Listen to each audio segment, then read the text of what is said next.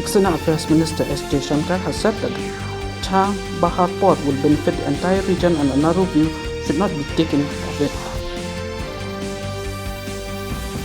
Indian Air Force has tested BHISHM built a state-of-the-art indigenous mobile hospital for airdrop in Agra.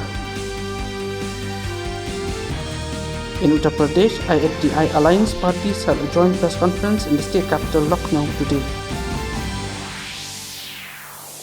AIIMS New Delhi has signed a memorandum of understanding with University of Bolton Institute of Medicines to collaborate in the field of medical research, innovation and education.